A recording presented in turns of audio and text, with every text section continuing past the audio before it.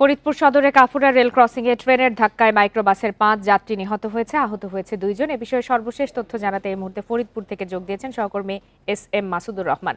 মাসুদুর রহমান, ঠিক কখন কিভাবে এই দুর্ঘটনাটি ঘটলো এবং যে ৫ জন নিহত হয়েছেন এবং যে ২ জন আহত হয়েছেন তাদের বিষয়ে সর্বশেষ কি তথ্য জানা গেল? তাদের সর্বশেষ বিষয়টা হলো, এখন পর্যন্ত আমরা ঘটনাস্থলে ৩টা লাশ দেখতে পাচ্ছি। এখানে ২ জন নারী এবং ১ জন পুরুষ। এছাড়া আহত ৪ জন হসপিটালে নেওয়া হয়েছে। আহতদের মধ্য থেকে ২ জন নারী মারা গেছে আমরা নিশ্চিত হতে পেরেছি। ফরিদপুর সদর উপজেলার গেদ্দা ইউনিয়নের গেদ্দা কাফুরা যে রেল ক্রসিং, সেই রেল ক্রসিং এ রাজশাহী থেকে ছেড়ে আসা মধুমতি যে এক্সপ্রেস, সেই ট্রেনটি ঢাকা যাওয়ার পথে বেলা 12:30টার দিকে এই ঘটনাস্থলে রেল ক্রসিং পার হওয়ার সময় একটি মাইক্রোবাস আসা মাত্র সেই মাইক্রোবাসের সাথে ট্রেনের ধাক্কা লাগে। এই সময় এই হতাহতের ঘটনা ঘটে।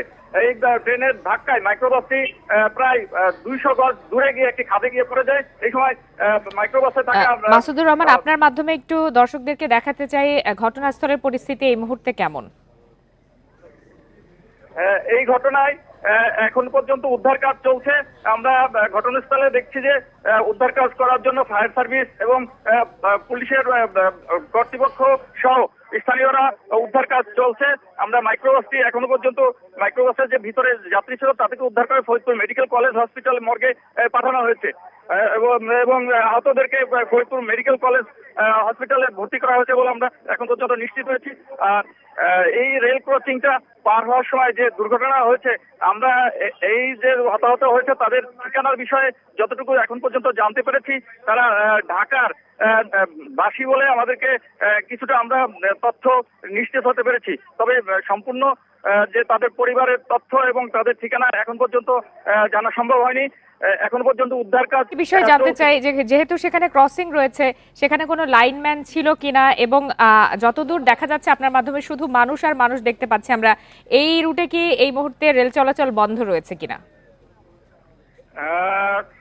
আপনি যেটা প্রথমে জানতে চাচ্ছেন যে এই কাফুরা রেল ক্রসিং এ এখানে কোনো গেট নেই এবং কোনো গেট না থাকার কারণে কোনো গেটম্যান নাই। তবে এই রেল ক্রসিং এ স্থানীয় অভিযোগ করেছে প্রায়ই দুর্ঘটনা ঘটে থাকে।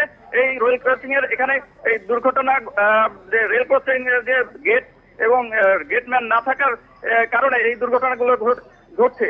আর পাশাপাশি আরেকটি যে জানতে চাচ্ছেন যে এখন যে ট্রেনটা আমাদের ফরিদপুরের উপর দিয়ে সাধারণত আবার ট্রেন আছে বিকালে, যে কারণে এখন পর্যন্ত রেল চলাচলের বিষয়টা যেহেতু বিকালে ট্রেন চলবে সেহেতু উদ্ধার কাজ চলছে, যে কারণে রেলের কর্তৃপক্ষ এখনো পর্যন্ত বন্ধ রাখার কোনো ধরনের পরিস্থিতি তৈরি হয়নি বলে আমরা জানতে পেরেছি।